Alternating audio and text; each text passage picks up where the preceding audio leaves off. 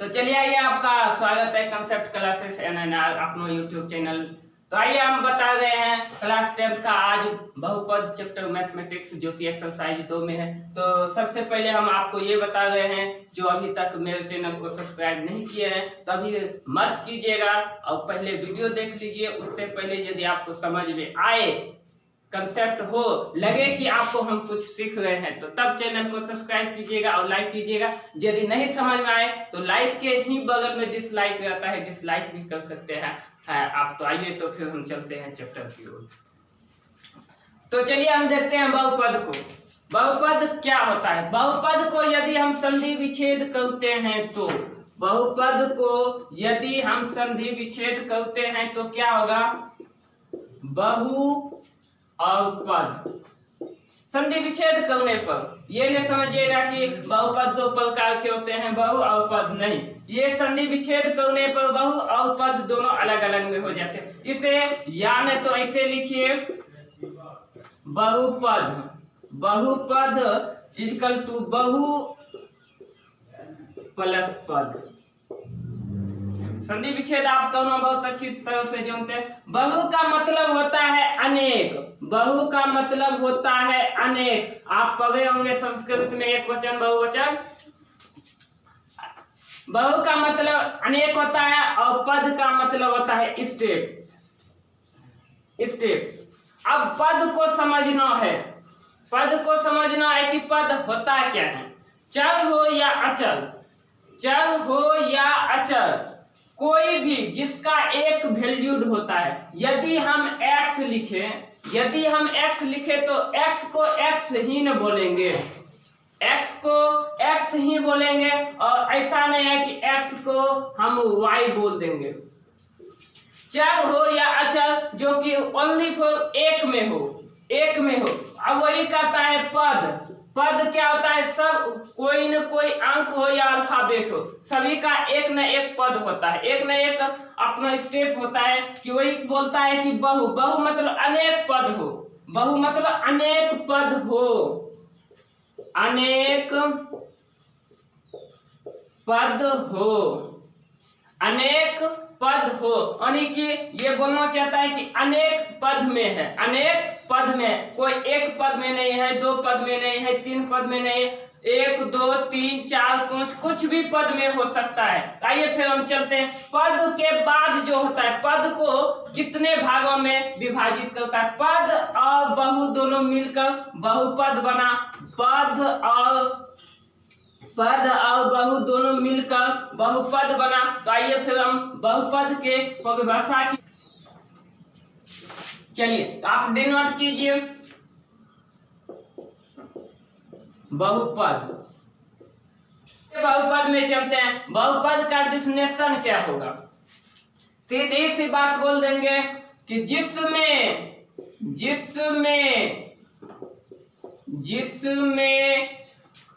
अनेक पद हो, जिसमें अनेक पद हो उसे ही बहुपद कहते हैं, उसे ही बहुपद कहते हैं। यदि यह आपको अच्छा नहीं लगे तो फिर दूसरा देख लीजिए।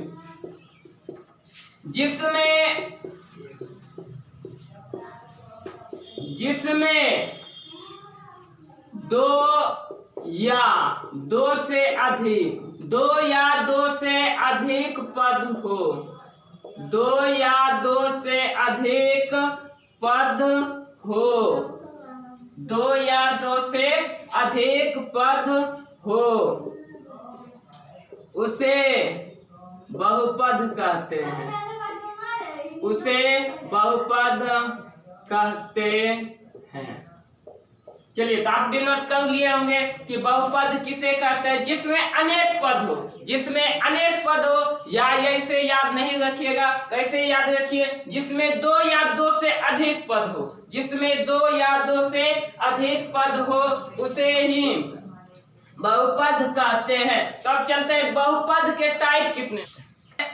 अब चलते हैं बहुपद के प्रकार में।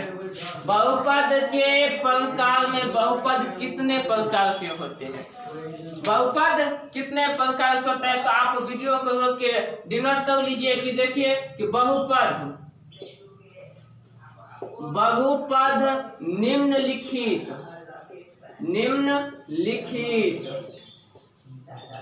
निम्नलिखित प्रकार के होते हैं।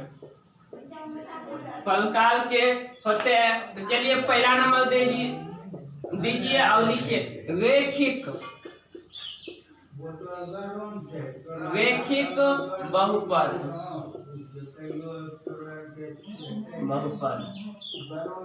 रैखिक बहुपद देखिए क्या। चलिए तो चलते हैं रैखिक बहुपद किसे कहते हैं? तो हम आइए इस पर चर्चा करते हैं। यानी बहुपद कितने भागों में विभाजित है? बहुपद देखिए एक यह गिनती है, 1 2 3 4 5 6 इंडिफिनिट तक हो सकता है। तो चलिए रैखिक बहुपद सीधी सी बातों को याद रखना है, जिसमें घातों की संख्या 1 हो। वैसा बहुपद जिसमें घातों की, अब घात क्या बची? x है। यदि यह आपका x है, x के ऊपर एक यदि घात रहे, x के पावर घात की संख्या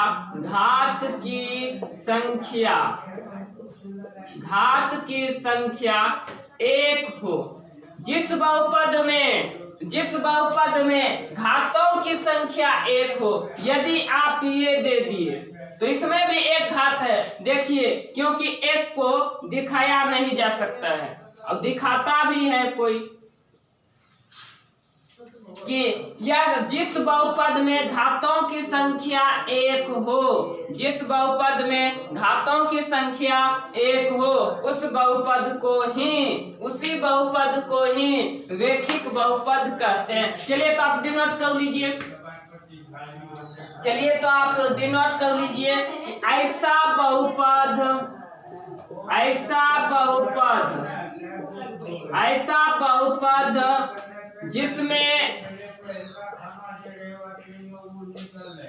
जिसमें घातों की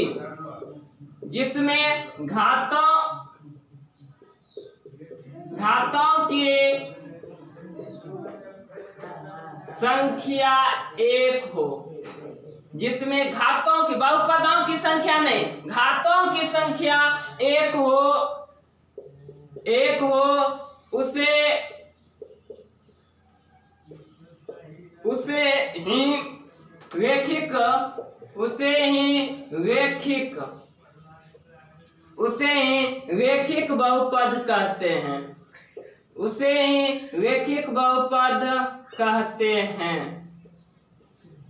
उसे ही रैखिक बहुपद कहते हैं। जिसमें घातों की संख्या, बहुपद नहीं समझिएगा, घातों की संख्या, घात होता है किसी अंक के ऊपर जो होता है, जिसके हम पावर बोलते हैं इंग्लिश में। घात देखिए जैसे x हुआ, y हुआ, z हुआ, m हुआ, अल्फा हुआ, बीटा हुआ, o हुआ, p हुआ, q हुआ, etc। यह सब रैखिक में, क्योंकि इसके सब के ऊपर घातों की संख्या कितना है? 1 है, इसलिए इसे रैखिक बहुपद कहते हैं। आइए फिर नेक्स्ट में हम चलते हैं कि रैखिक बहुपद आप समझ गए होंगे कि एग्जांपल में लिख लीजिए x प्लस y हो। देखिए इसमें भी घातों की संख्या 1 है और इसमें भी घातों की संख्या 1 है।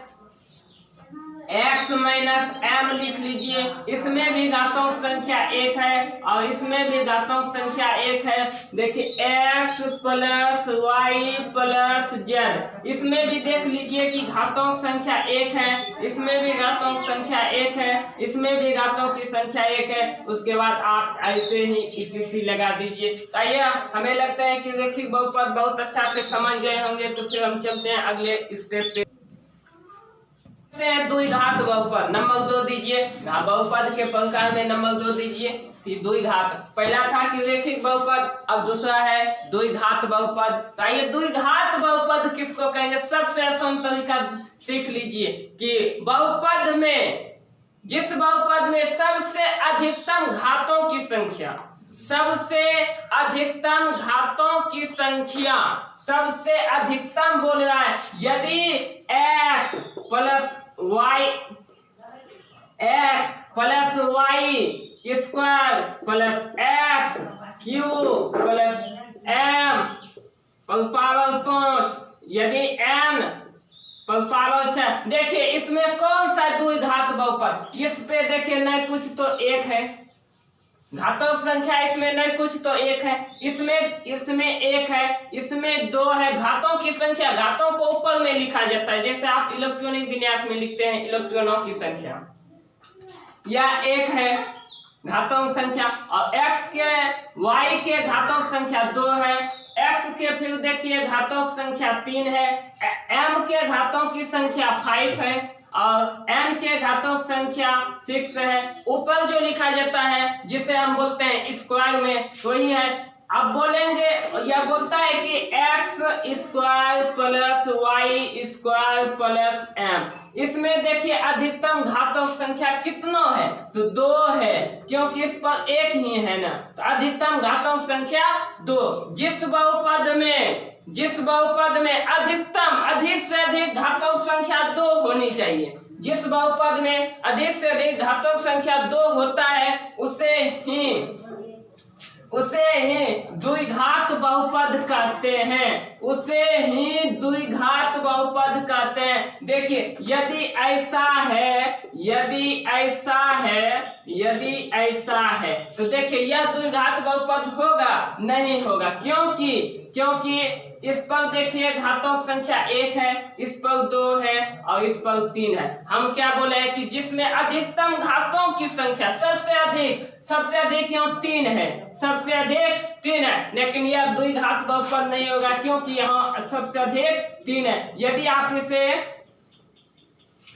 आप इसे मिटा देते हैं तो अब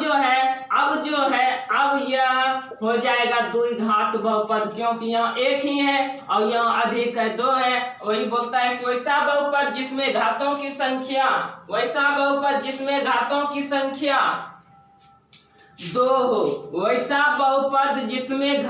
की संख्या 2 हो, वैसा। तो आप डिनोट कर लीजिए कि वैसा बहुपद जिसमें घातों की संख्या अधिकतम, वैसा बहुपद जिसमें घातों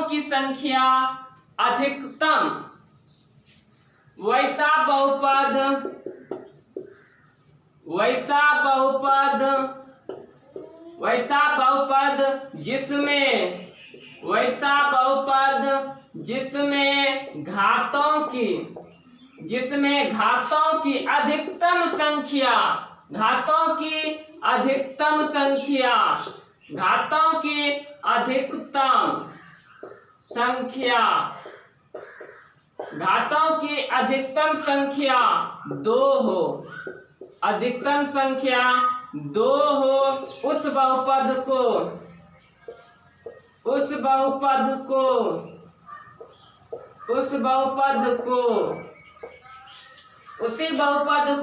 द्विघात बहुपद कहते हैं। द्विघात बहुपद